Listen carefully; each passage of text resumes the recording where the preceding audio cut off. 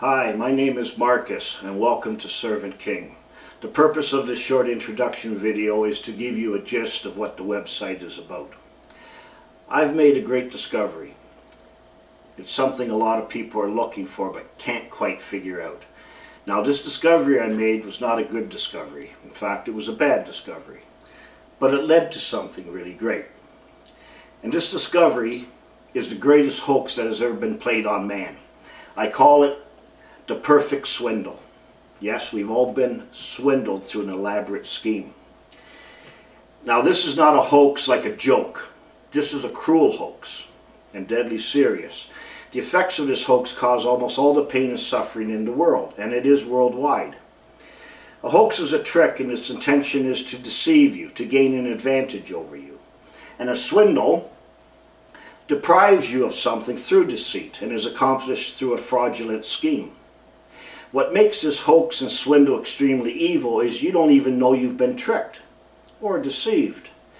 So what is this hoax? How have I been deceived? Well, here's the answer. You have been tricked into voluntarily giving up something while believing you still have it. In the end, you will learn it's really just an illusion, but does it ever work well?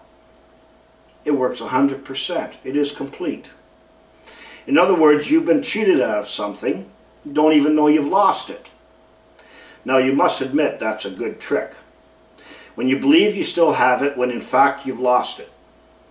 To add insult to injury, it turns out you gave it up voluntarily.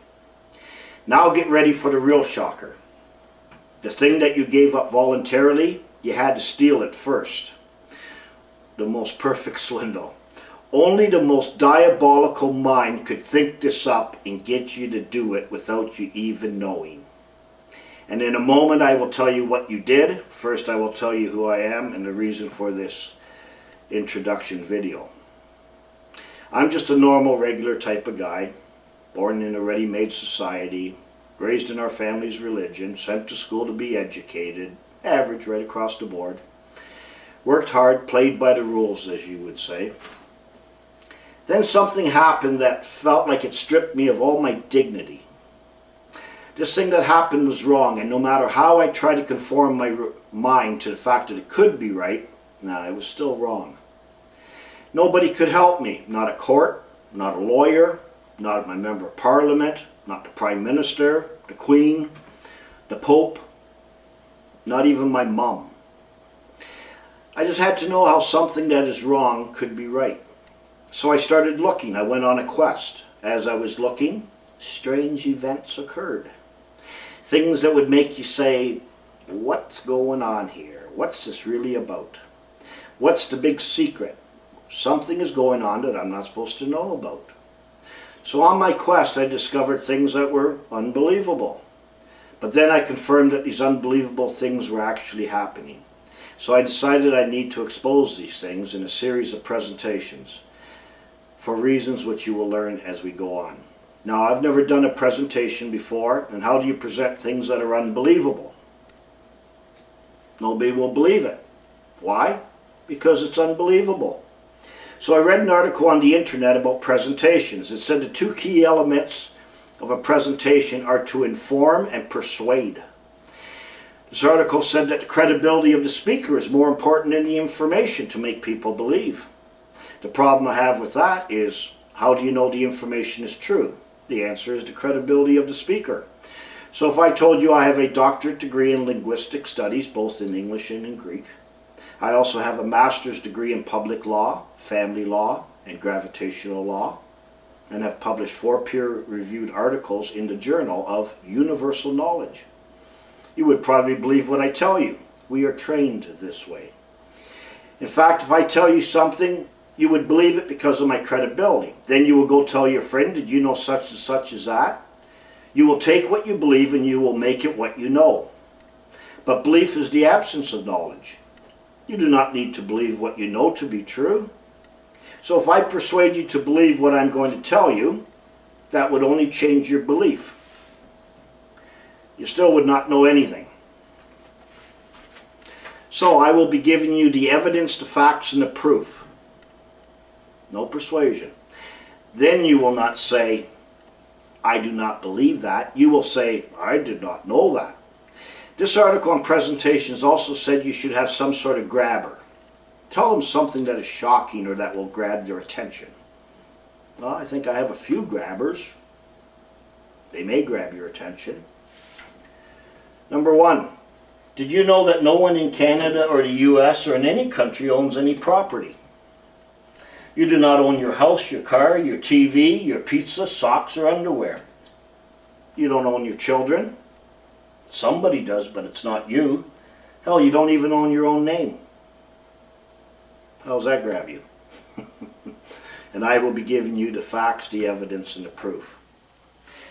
Everyone in Canada is above the law.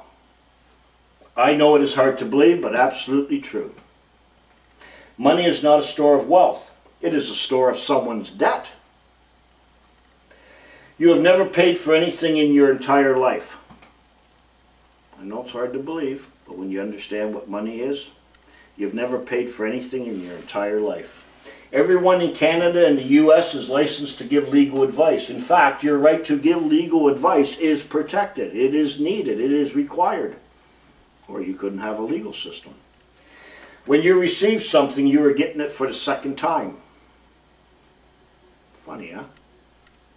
When a police officer stops you for speeding, it's because you told him to.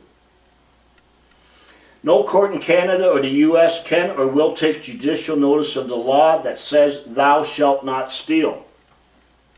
Not a single court, anywhere. Your legal system cannot work with that law. It's impossible. Every man being held in jail is there because of what they believe, their conviction. Overturn your conviction with the proper authority and you can get out. Your birth certificate does not certify the birth of a living individual. What? No. You think that's your birth? Certifies your birth? No, no. A license is permission to do something illegal. Yeah. It is the intent to commit a crime. Now we just need the act. So if you have any licenses, that's the prima facie evidence, the proof of your intention to commit a crime. I want to commit a crime. I want to break the law. Any job requires you to transact public business dishonestly for private gain. How does that grab you? Words are a secret code unless they are defined. And no one that is deceived has ever known it. For if you did, you wouldn't be deceived anymore. You see, deception is not the lack of knowledge. Not knowing something and then learning it does not mean deceived.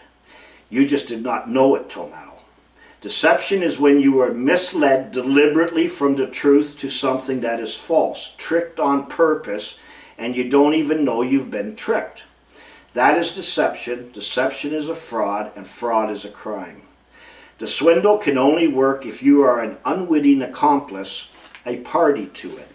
And when you realize you've been deceived, the lying deceiver, the real fraudster, the master of confusion, looks at you and says, "This is what I thought you believed." And you are entitled to believe whatever you want. Free will, gotta love it. I've come to know that people do not even know why they believe what they believe. People do not even know they have given up something. So why go looking for an answer to a problem when you don't even know there is a problem? You are not confused. So maybe you don't want to know. Live in ignorant bliss. I need to tell you that being deceived has nothing to do with being stupid. You can only discover deceit by learning the truth. What you believe will not do it. When you learn how and why you were deceived and the choices you made and then continue in them, then you can no longer claim you were deceived or scream fraud. Then if things do not go well for you, then you can say, "Boy, was I stupid." You and I both have a very good sound brain.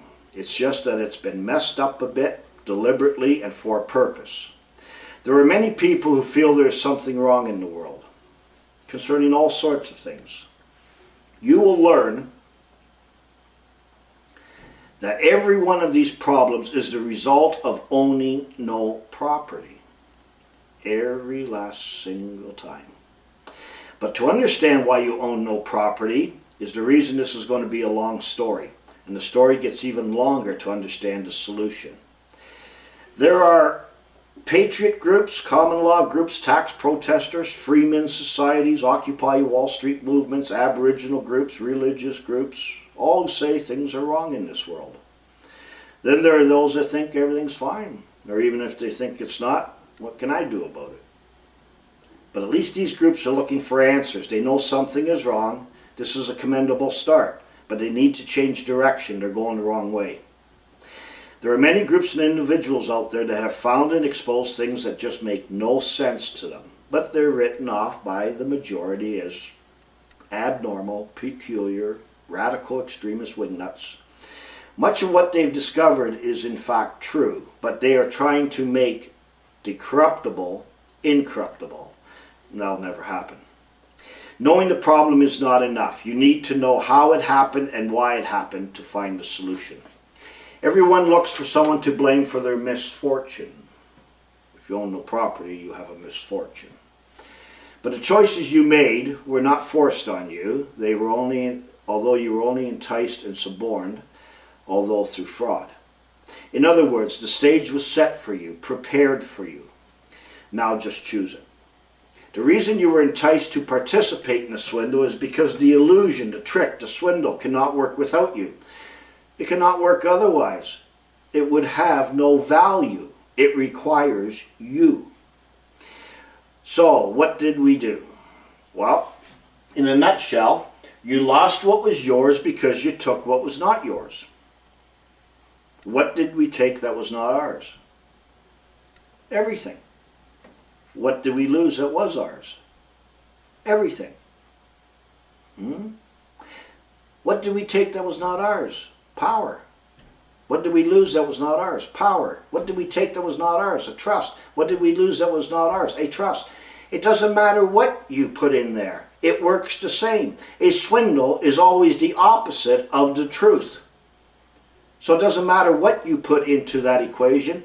It works out the same. It is always something backwards, the opposite of the truth. This is how a swindle works. How can this be if it was given us? We were to accept it, not to steal it and make it our own. We are totally unaware that we bear and suffer daily the penalty of a breach of trust. Today, all that you have or hold is borrowed from a misplaced trust. You are borrowing and using what is not yours. You own nothing. And the borrower is always servant to the lender. Because of this choice you made, you are barred for life and must plead at the bar for all you desire. This is called beggary.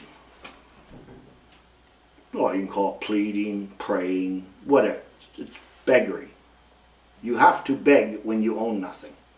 I see people in courts every day pleading and begging for things. I see people in banks every day begging for money. I see people in the streets carrying signs every day begging for something to change. I see people every day lined up trying to get a license to do something illegal.